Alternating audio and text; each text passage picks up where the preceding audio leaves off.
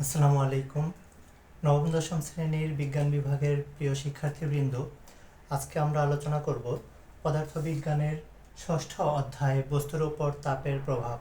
আলোচনার সুবিধার্থে টপিকগুলোকে আমি সিরিয়াল অনুযায়ী লিখে রেখেছি। এই ধারাবাহিকভাবে এই টপিকগুলো আলোচনা করব, আশা করি তোমাদের বুঝতে সুবিধা হবে। তাপ তাপ হলো এক প্রকার শক্তি। তাপ হলো এক প্রকার শক্তি যা নির্ধারণ করে আমাদের শরীরে ঠান্ডা না গরম অনুভূত হবে। অর্থাৎ তাপ হলো এক প্রকার শক্তি যা আমাদের শরীরে ঠান্ডা বা গরমের অনুভূতি যোগায়। আর তাপের একক হলো জুল। তাপের একক জুল এবং পূর্বে প্রচলিত তাপের একক হচ্ছে ক্যালোরি। জুল এবং ক্যালোরির মধ্যে একটি সম্পর্ক বিদ্যমান, সেটি হচ্ছে 1 ক্যালোরি সমান 4.2 জুল। 1 ক্যালোরি সমান 4.2 জুল। তাপমাত্রা তাপমাত্রা হলো বস্তুর সেই তাপীয় অবস্থা। তাপমাত্রা হলো বস্তুর সেই তাপীয় অবস্থা যা নির্ধারণ করে বস্তুটিকে অন্য কোনো বস্তুর সংস্পর্শে আনলে সেটি তাপ নেবে না তাপ হারাবে, অর্থাৎ তাপ গ্রহণ করবে নাকি তাপ বর্জন করবে। আবার বলছি, তাপমাত্রা হলো বস্তুর সেই তাপীয় অবস্থা যা নির্ধারণ করে বস্তুটিকে অন্য কোনো বস্তুর সংস্পর্শে আনলে সেটি তাপ গ্রহণ করবে নাকি বর্জন করবে। তাপমাত্রা পরিমাপের 3টি একক প্রচলিত। তার মধ্যে সেলসিয়াস, কেলভিন, ফারেনহাইট, আরও কিছু একক রয়েছে। তবে তাপমাত্রা পরিমাপের জন্য আমরা যে এককগুলো খুব বেশি ব্যবহার করি সেগুলো হচ্ছে সেলসিয়াস, কেলভিন, ফারেনহাইট। এই 3টি এককের মধ্যে সম্পর্ক হলো C/5 সমান F-32/9 সমান K-273/5। অর্থাৎ আমরা যদি কোনো একটা স্কেলে তাপমাত্রা জেনে থাকি এবং সেটিকে অন্য স্কেলে পরিবর্তন করতে চাই, তাহলে আমরা এই সূত্রটা ব্যবহার করব। অর্থাৎ C/5 সমান F-32/9 সমান K-273/5। এখানে যদি আমার সেলসিয়াস স্কেলে তাপমাত্রাটা জানা থাকে, ধরো 22 ডিগ্রি সেলসিয়াস, তাহলে আমি যদি এটাকে ফারেনহাইটে নিতে চাই তাহলে আমি ব্যবহার করব এই সম্পর্কের মধ্য থেকে এতটুকু। অর্থাৎ 22 ডিগ্রি সেলসিয়াস থেকে যদি আমি ফারেনহাইট স্কেলে তাপমাত্রাটাকে নিতে চাই, তাহলে এখানে সি এর স্থানে 22 ডিগ্রি অর্থাৎ 22 বসাবো এবং ক্যালকুলেশন করে এফ এর মানটা বের করলেই আমরা বুঝতে পারবো যে 22 ডিগ্রি সেলসিয়াস সমান কত ফারেনহাইট। আবার ধরো যদি আমরা সেলসিয়াস স্কেল থেকে কেলভিন স্কেলে নিতে চাই, তাহলে আমাকে এটা বাদে লিখতে হবে C/5 সমান K-273/5। এখান থেকে সি এর মানটা বসালে ক্যালকুলেশন করলে আমরা কে এর মানটা পাবো। তাহলে আমরা তাপমাত্রা এবং সেলসিয়াস, ফারেনহাইট ও কেলভিনের মধ্যে যে সম্পর্ক, এই টপিক দুইটা শেষ করলাম। এখন 3 নাম্বার, পদার্থের তাপমাত্রিক ধর্ম।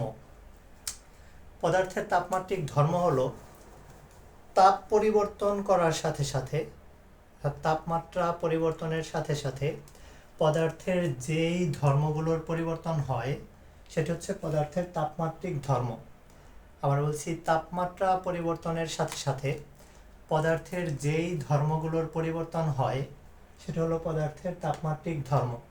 উদাহরণস্বরূপ বলা যায় যে রোধ, তাপমাত্রা পরিবর্তনের সাথে সাথে কোনো পরিবাহীর রোধের পরিবর্তন হয়, তাহলে এটা একটা পদার্থের তাপমাত্রিক ধর্ম। একইভাবে দৈর্ঘ্য, আয়তন, ক্ষেত্রফল এগুলো তাপমাত্রা পরিবর্তনের সাথে সাথে পরিবর্তিত হয়, তাহলে এই পরিবর্তনগুলো পদার্থের তাপমাত্রিক ধর্ম। এখন আসি যে তাপমাত্রিক ধর্ম শেষ, টপিক 5 পদার্থের তাপীয় প্রসারণ। পদার্থের তাপীয় প্রসারণ, এই ক্ষেত্রে আমি টপিকটাকে দুইটা ভাগে ভাগ করছি, যে 1 নম্বর কঠিন পদার্থের ক্ষেত্রে তাপীয় প্রসারণ কি হবে, 2 তরল পদার্থের ক্ষেত্রে তাপীয় প্রসারণ কি হবে। প্রথমে আসি কঠিন পদার্থের ক্ষেত্রে তাপীয় প্রসারণ। এই ক্ষেত্রে প্রসারণ 3 ধরনের হয়, দৈর্ঘ্য প্রসারণ, ক্ষেত্র প্রসারণ, আয়তন প্রসারণ। দৈর্ঘ্য প্রসারণকে প্রত্যেকটা প্রসারণের সহগ আছে। দৈর্ঘ্য প্রসারণ সহগ হচ্ছে আলফা, ক্ষেত্রফল প্রসারণ সহগ হচ্ছে বিটা, আয়তন প্রসারণ সহগ হচ্ছে গামা। তো দৈর্ঘ্য প্রসারণটা কি? তাপ প্রয়োগ করার ফলে, আমরা জানি তাপ প্রয়োগের ফলে কোনো বস্তুর দৈর্ঘ্য প্রসারণ হয়। অর্থাৎ আমি যদি তাপ দেই, এই ডাস্টারটার এইখান থেকে সামান্য পরিমাণে দৈর্ঘ্য বৃদ্ধি পাবে, ঠিক সামান্য পরিমাণে। তাহলে এটা হচ্ছে এখান থেকে যে লম্বায় অর্থাৎ দৈর্ঘ্যে যে বৃদ্ধি পাইল, এটা হচ্ছে তার দৈর্ঘ্য প্রসারণ। আবার যেহেতু পুরো বস্তুটা তাপ নিচ্ছে, তাহলে এই ডাস্টারের একটা প্রস্থ আছে, তাহলে এই প্রস্থটাও একটুখানি বৃদ্ধি পাবে। তাহলে একই সাথে যখন দৈর্ঘ্য এবং প্রস্থ বৃদ্ধি পাবে, তখন দৈর্ঘ্য এবং প্রস্থ একই সাথে বৃদ্ধি পেলে আমরা সেটা বলবো হচ্ছে ক্ষেত্রফল প্রসারণ। ক্ষেত্রফল প্রসারণ, এই ডাস্টারটার যেহেতু একটা উচ্চতাও রয়েছে, যে এতটুকু এটা হচ্ছে উচ্চতা, তো তাপ দেওয়ার সময় বস্তুটা যেমন দৈর্ঘ্যে প্রস্থে বৃদ্ধি পাবে, একই সাথে বস্তুটার উচ্চতাও সামান্য পরিমাণে বৃদ্ধি পাবে।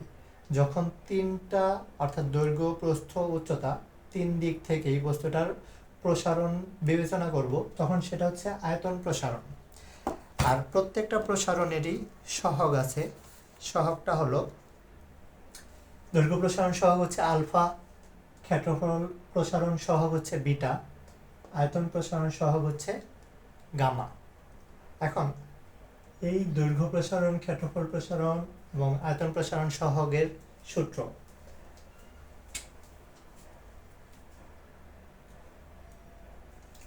দৈর্ঘ্য প্রসারণ সহগ আলফা সমান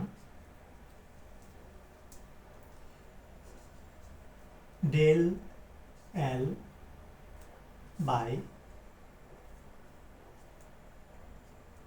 L1 ডেল থিটা।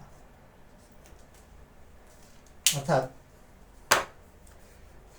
দৈর্ঘ্য প্রসারণ সহগ আলফা সমান ডেল এল ভাগ L1 ইন্টু ডেল থিটা। এটাকে আমরা এভাবে দেখাইতে পারি যে ডেল এল মানে হচ্ছে L2 minus L1 divided by L1 into del theta এর মানে হচ্ছে থিটা 2 মাইনাস থিটা 1। অর্থাৎ দৈর্ঘ্যের পরিবর্তন ভাগ আদি দৈর্ঘ্য ইন্টু তাপমাত্রার পরিবর্তন। আর দৈর্ঘ্য প্রসারণ, ক্ষেত্রফল প্রসারণ, আয়তন প্রসারণ প্রত্যেকটারই একক হচ্ছে পার কেলভিন। প্রত্যেকটারই একক হচ্ছে পার কেলভিন। যদি দৈর্ঘ্য প্রসারণ সহগ বুঝে থাকো, তাহলে ক্ষেত্রফল প্রসারণ এবং আয়তন প্রসারণ দুইটাই বের করা সম্ভব। কিভাবে? ক্ষেত্রফল প্রসারণ সহগ বিটা সমান del A divided by A1 into del theta. অর্থাৎ A2 minus A1 divided by A1 into theta 2 minus theta 1। একইভাবে গামা সমান ডেল ভি ভাগ V1 ইন্টু ডেল থিটা। অর্থাৎ V2 minus V1 divided by V1 into θ2 minus θ1। এখানে A2 দিয়ে ক্ষেত্রফল অর্থাৎ A দিয়ে ক্ষেত্রফল আর গামার সূত্রে B দিয়ে আয়তনকে বোঝানো হচ্ছে, অর্থাৎ A2 মানে বর্ধিত ক্ষেত্রফল বিয়োগ A1 আদি ক্ষেত্রফল, এভাবে সূত্রটা করা হয়েছে। আর প্রত্যেকটারই প্রসারণ সহগের একক হবে হচ্ছে পার কেলভিন, প্রত্যেকটা প্রসারণ সহগের একক হচ্ছে পার কেলভিন।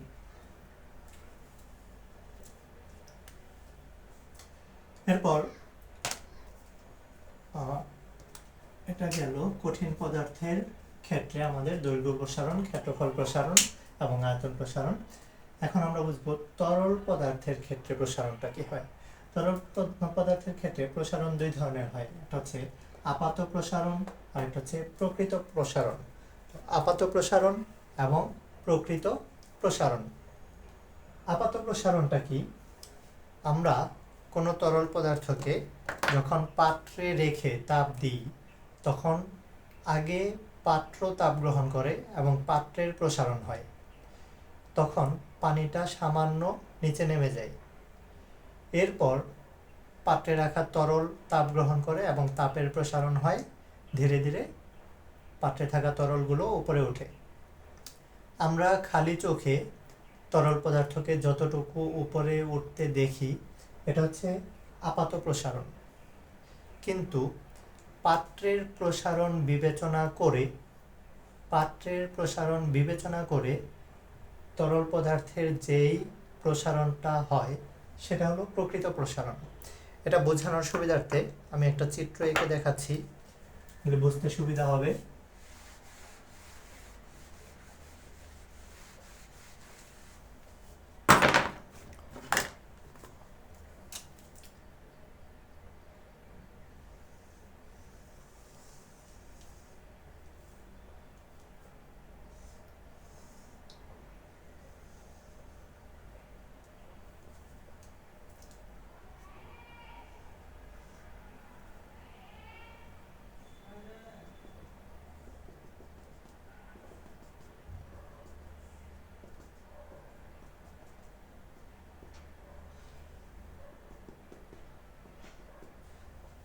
এখানে পাত্রে যখন আমরা তাপ দিব, তাপ দেওয়া হচ্ছে,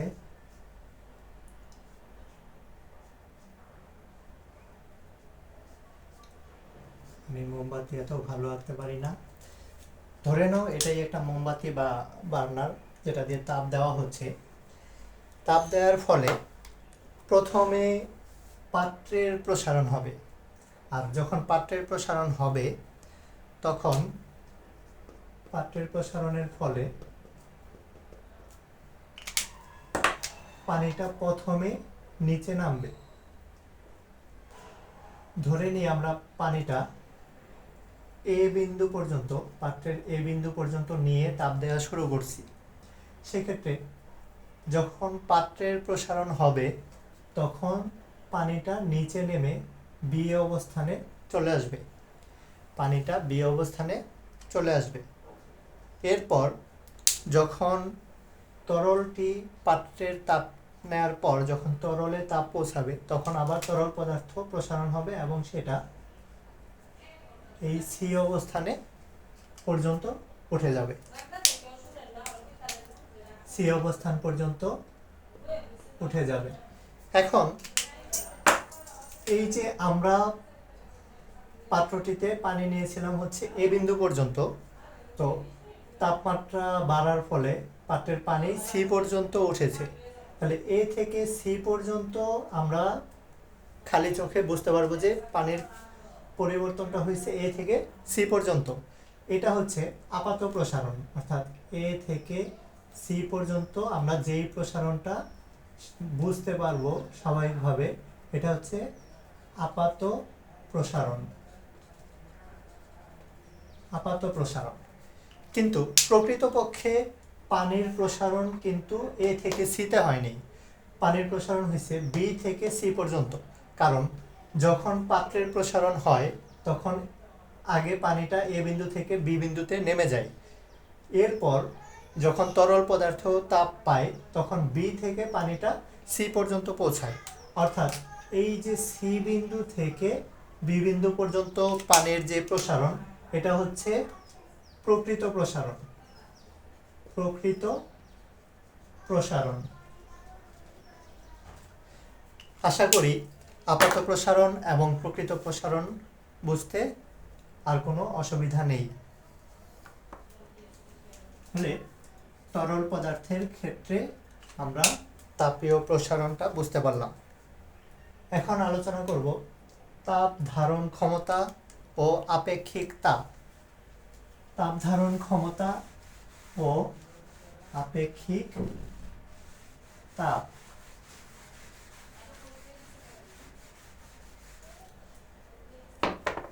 তাপ ধারণ ক্ষমতাকে আমরা সি দিয়ে প্রকাশ করি। তাপ ধারণ ক্ষমতা সি। তাপ ধারণ ক্ষমতাটা কি? যে কোনো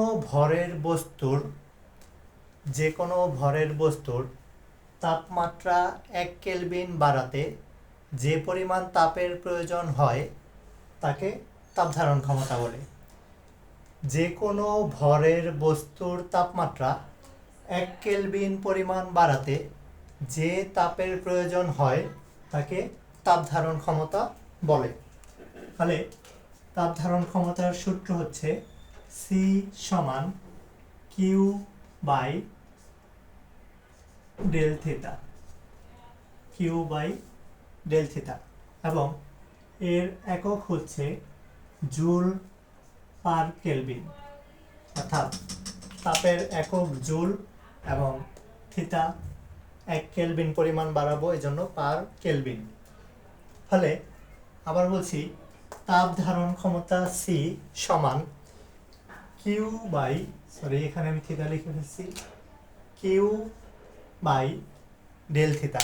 অর্থাৎ এর সংজ্ঞাটা হচ্ছে যে কোনো ভরের বস্তুর তাপমাত্রা 1 কেলভিন বাড়াতে যে পরিমাণ তাপের প্রয়োজন হয় সেটি হচ্ছে তাপ ধারণ ক্ষমতা।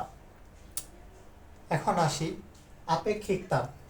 আপেক্ষিক তাপকে আমরা এস দিয়ে প্রকাশ করি। আপেক্ষিক তাপ এর সংজ্ঞাটি হলো 1 কেজি ভরের কোনো বস্তুর তাপমাত্রা 1 কেলভিন বাড়াতে যে পরিমাণ তাপের প্রয়োজন হয় সেটি হচ্ছে আপেক্ষিক তাপ। আবার বলছি, 1 কেজি ভরের পদার্থের 1 কেজি ভরের কোনো বস্তুর তাপমাত্রা 1 কেলভিন বাড়াতে যে পরিমাণ তাপের প্রয়োজন হয় সেটি হচ্ছে আপেক্ষিক তাপ। এবং আপেক্ষিক তাপের সূত্র হচ্ছে Q by M del theta. Q by M del theta. আপেক্ষিক তাপের একক হচ্ছে joule per KG per kelvin. Joule per KG per kelvin. এবং এই এস এর ভ্যালুটা ফিক্সড। যে কোনো পদার্থের ক্ষেত্রে এস এর ভ্যালুটা ফিক্সড, কারণ এখানে তার ভরটা আমরা ফিক্সড করে দিছি 1 কেজি। আপেক্ষিক তাপের ক্ষেত্রে ভরটা যেহেতু ফিক্সড এবং এই জন্য প্রত্যেকটা পদার্থের আপেক্ষিক তাপের মানটা ফিক্সড, একটা ফিক্সড ভ্যালু। 1 কেজি ভরের কোনো বস্তুর তাপমাত্রা আমরা 1 কেলভিন বাড়াতে যে পরিমাণ তাপের প্রয়োজন হয় সেটাই হচ্ছে আপেক্ষিক তাপ। যেমন পানির আপেক্ষিক তাপ, পানির আপেক্ষিক তাপ 4200 joule per KG per kelvin.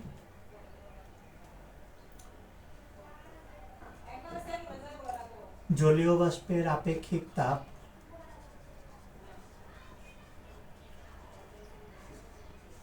2100 joule per KG per kelvin. অর্থাৎ এই মানগুলো ফিক্সড, কারণ হচ্ছে ঠিক 1 কেজি পরিমাণ পানির তাপমাত্রা 1 কেলভিন বাড়াতে আমার 4200 জুল তাপের প্রয়োজন। ঠিক একইভাবে 1 কেজি পরিমাণ জলীয় বাষ্পের তাপমাত্রা 1 কেলভিন বাড়াতে আমার 2100 জুল তাপের প্রয়োজন। একইভাবে আমরা তামা, লোহা, দস্তা এইসবেরও আপেক্ষিক তাপের মানগুলো ফিক্সড বইতে দেওয়া আছে, আমরা স্পষ্ট শিখে নিব।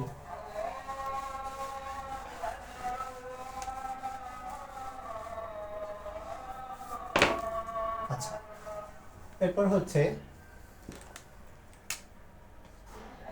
তাপ পরিমাপের মূলনীতি। তাপ পরিমাপের মূলনীতি হলো দুটি ভিন্ন তাপমাত্রার বস্তুকে তাপীয় সংস্পর্শে আনা হয়, তাহলে একটি পদার্থ তাপ গ্রহণ করবে এবং অন্য বস্তুটি তাপ বর্জন করবে।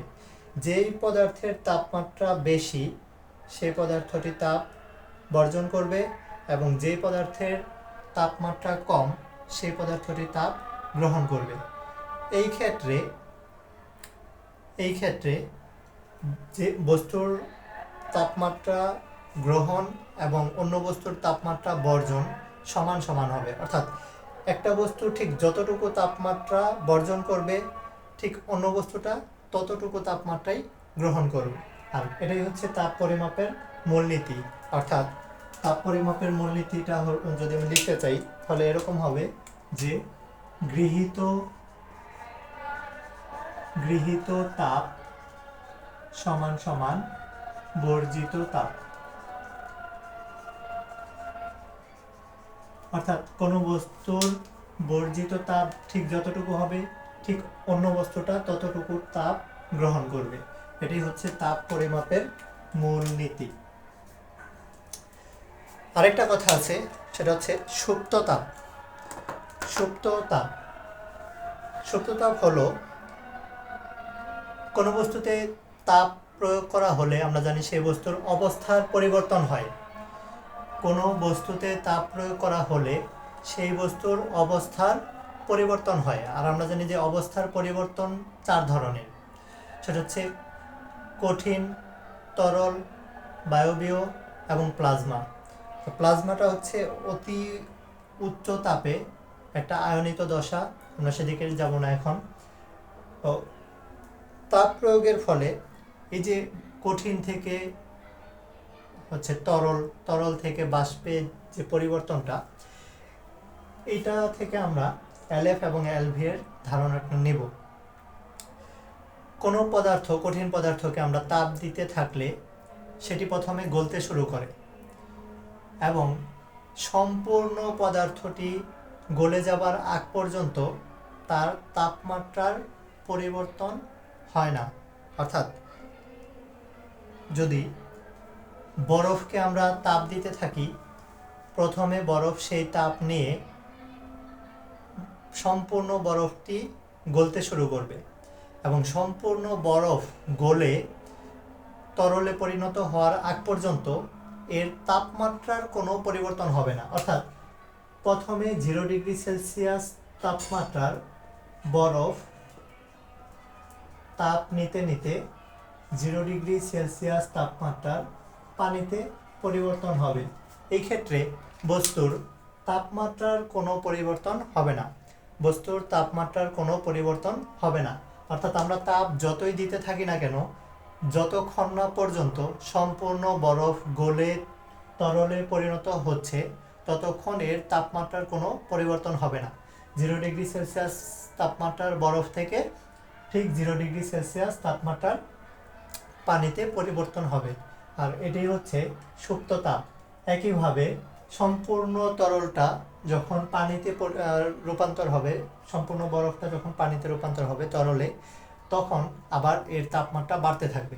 এবং আমরা জানি যে তরলের বাষ্পীয় অবস্থায় পৌঁছাইতে হলে তার 100 ডিগ্রি সেলসিয়াস তাপমাত্রা প্রয়োজন হয়। তো সম্পূর্ণ পানি যখন তাপমাত্রা বাড়াতে বাড়াতে তরলের 100 ডিগ্রি সেলসিয়াস তাপমাত্রায় পৌঁছাবে, তখন সেই 100 ডিগ্রি সেলসিয়াস তাপমাত্রার তরল পদার্থটা যতক্ষণ না পর্যন্ত সম্পূর্ণ তরলটা জলীয় বাষ্প বা বাষ্পে পরিবর্তন না হচ্ছে ততক্ষণ এর আর তাপমাত্রা বাড়বে না। অর্থাৎ 100°C তাপমাত্রার সম্পূর্ণ তরল যতক্ষণ না পর্যন্ত বাষ্পে পরিবর্তন হচ্ছে ততক্ষণ এর তাপমাত্রা অপরিবর্তিত থাকবে। আমরা যতই তাপ দেই না কেন 100°C তাপমাত্রার তরলটা সেই 100°C তাপমাত্রাতেই থাকবে, তবে এর পরিবর্তন হতে থাকবে তরল থেকে বাষ্পের দিকে।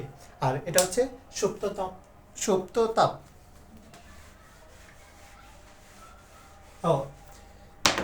এখানে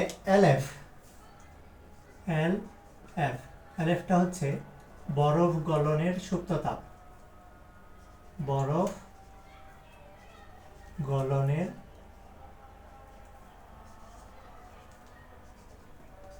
সুপ্ত তাপ।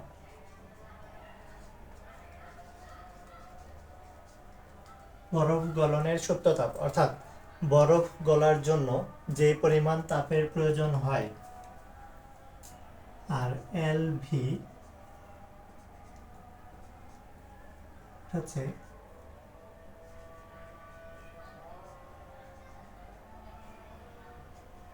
বাষ্পের সুপ্ত তাপ।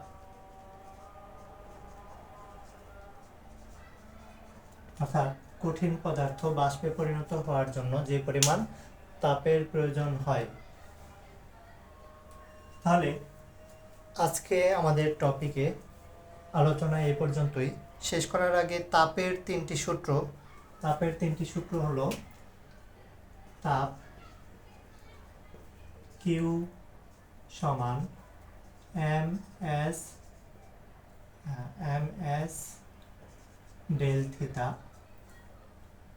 কিউ সমান এম এল এফ, কিউ সমান এম এল ভি।